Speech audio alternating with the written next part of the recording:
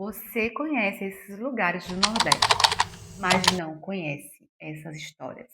Você provavelmente já ouviu falar de Porto de Galinhas, Maragogi, Fernando de Noronha, Jericoacoara, Maceió, Salvador, Porto Seguro. Talvez você já tenha viajado para algum desses lugares. Talvez tenha milhares de fotos salvas no seu celular também desses lugares. Mas eu quero te fazer apenas uma pergunta.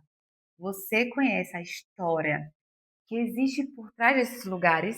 Porque alguns dos destinos mais famosos do Nordeste escondem histórias que parecem roteiro de filme. Um deles tem um nome relacionado a um dos capítulos mais dolorosos da história do Brasil. Outro já funcionou como um presídio. Existe um destino paradisíaco que durante muito tempo era praticamente uma vila de pescadores isolada.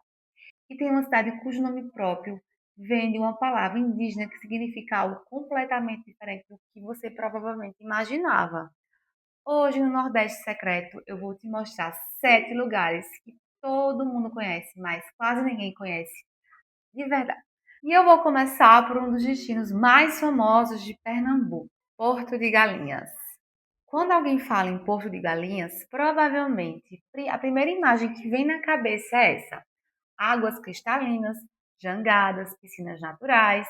Mas você já se perguntou por que Porto de Galinhas se chama Porto de Galinhas? E aqui começa uma história muito mais pesada do que o nome que é divertido sugere. Uma das versões mais difundidas relaciona o nome ao período de escravidão. Depois que o comércio de pessoas escravizadas foi oficialmente proibido, as atividades clandestinas continuaram em Porto de Galinhas. Segundo a tradição local, pessoas escravizadas chegavam escondidas e a expressão "tem uma galinha nova no porto" teria sido utilizada como código para anunciar a chegada dos novos escravos. A própria prefeitura de Pujuca apresenta essa versão como parte da história da cultura do lugar, mas existe uma ressalva importante. A origem do nome é controversa. O próprio ministro do Turismo registrou que existem diferentes versões sobre a origem desse nome. Isso torna a história ainda mais interessante. Porque hoje, quando você olha para Porto de Galinhas, vê um dos destinos turísticos mais famosos do Brasil. Mas aquele mesmo lugar carrega marcas de uma história muito mais antiga e dolorosa do que a gente imagina. É um exemplo perfeito. Como no Nordeste, às vezes existe uma história enorme escondida atrás de um nome aparentemente simples. Agora vamos para um dos lugares mais paradisíacos do Brasil. Fernando de Noronha. Quando você pensa em Noronha, provavelmente pensa em quê? Pensa em um mar azul, golfinhos, praias, mergulho e natureza. Mas existe uma parte da história de Noronha que parece pertencer a outro lugar. A ilha já foi uma prisão. Sim, gente. Depois da ocupação portuguesa definitiva no século XVIII, foi implantado no arquipélago um presídio para os presos comuns.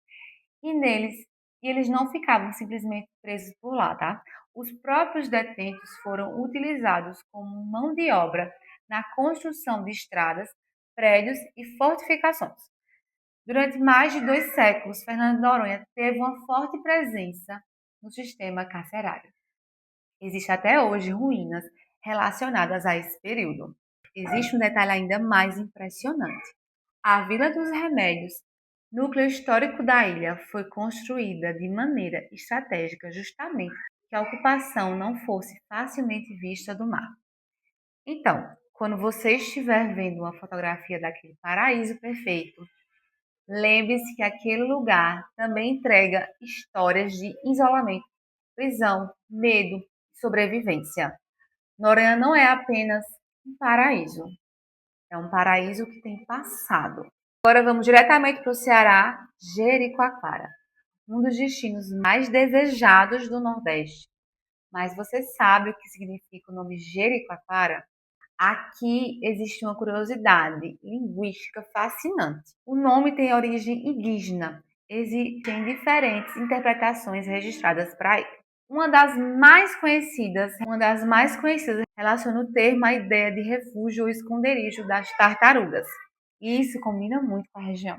Antes de se transformar em um dos destinos mais famosos do Brasil, Jericoacoara era uma pequena vila de pescadores com acesso bastante difícil.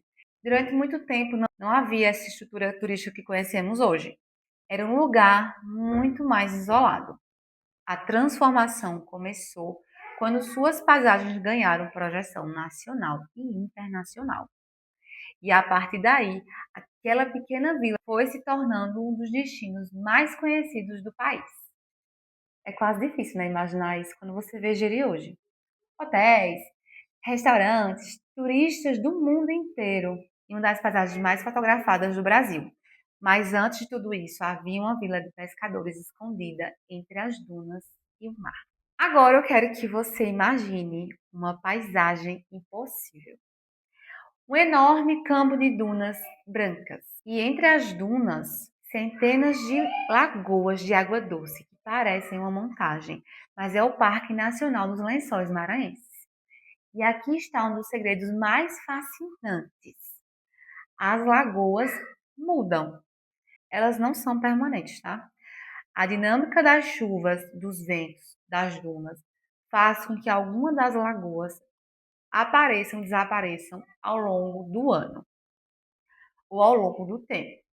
Ou seja, o cenário que você vê em uma fotografia não necessariamente será o que você vai ver pessoalmente. O parque tem mais de 150 mil hectares e é formado por uma paisagem de dunas e lagoas de água doce. E em 2024, os Lençóis Maranhenses foram reconhecidos pela Unesco como Patrimônio Natural da Humanidade. Mas talvez a melhor maneira de entender esse lugar seja esquecer a palavra deserto, porque os lençóis não são simplesmente um mar de areia.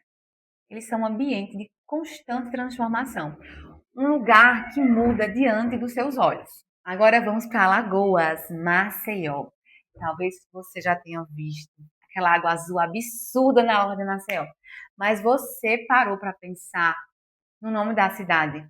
Maceió vem de uma palavra de origem tupi. Maceió ou Maceió. E uma das interpretações registradas pelo IBGE é tapa o alagadiço. E isso faz muito sentido quando você conhece a geografia da região.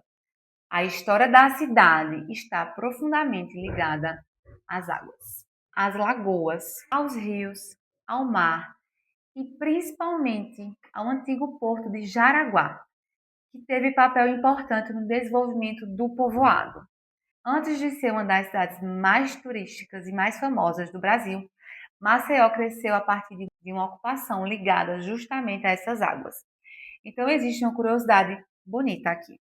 O nome da cidade já carrega uma pista sobre a paisagem que ajudou a formar a própria cidade. Maceió não é apenas uma cidade à beira-mar. A água faz parte da história dela desde o começo. Agora vamos para a Bahia, Porto Seguro, um dos destinos turísticos mais conhecidos do Brasil e provavelmente um dos lugares que ouvimos mais a expressão "aqui começou o Brasil". Mas a história é muito mais complexa do que essa frase sugere. Em abril de 1500, a frota de Pedro Álvares Cabral chegou à região. Monte Pascoal foi avistado. A esquadra entrou em uma área de águas protegidas e a região passou a ocupar um lugar central na narrativa tradicional portuguesa sobre a chegada dos europeus ao território que posteriormente seria chamado Brasil. Mas existe algo que muitas vezes fica esquecido quando contamos essa história.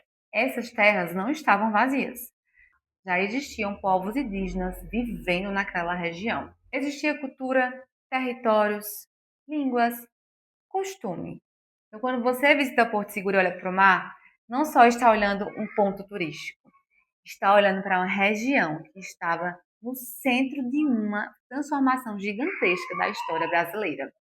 E talvez essa seja uma das maiores lições desse lugar. Uma história pode parecer simples quando contada como uma frase, né? Mas quando você olha mais perto, ela fica muito maior. 7. Para terminar, Salvador, a cidade que parece ter sido construída para contar histórias. Para quem não sabe, Salvador foi a primeira capital do Brasil. E talvez esse seja o maior segredo do Nordeste. A gente olha para essas cidades e vê o destino turístico. Mas por trás de cada praia, cada praça, cada igreja, cada duna, existe uma história. Porque talvez o lugar mais bonito da sua viagem seja justamente aquele que você ainda não conhece. Eu sou o Nordeste Secreto e aqui a gente não mostra apenas o Nordeste que todo mundo vê.